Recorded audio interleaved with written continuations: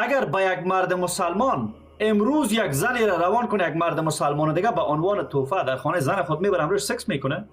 صدقه چم وقتی که شما او را چی مقام بالاتر از این می باشه که یک نه، انسان بعدش را بگذار. امروز یک مرد مسیحی برای مرد مسلمان زن تحفه روان میکنه، در کنار زن خود میبره او را میخوابونه و در اتاق زن خود با او زن سکس میکنه.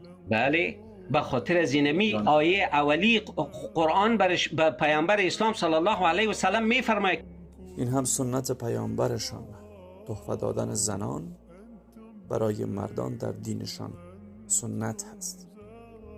و همین مطلب در کتاب تاریخ طبری و در طبقات ابن سعد آمده. کتاب تاریخ طبری، نویسنده محمد ابن جریر طبری، جلد سوم، صفحه 172.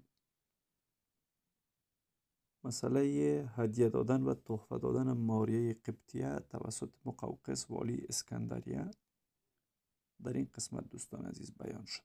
ترجمه فارسیش: مقوقس دو خواهر را به عنوان هدیه فرستاد که نام یکی از آنها ماریه و نام دیگری سیرین بود. ماریه را خود پیامبر نگه داشت و دیگری را به حسان ابن ثابت هدیه داد.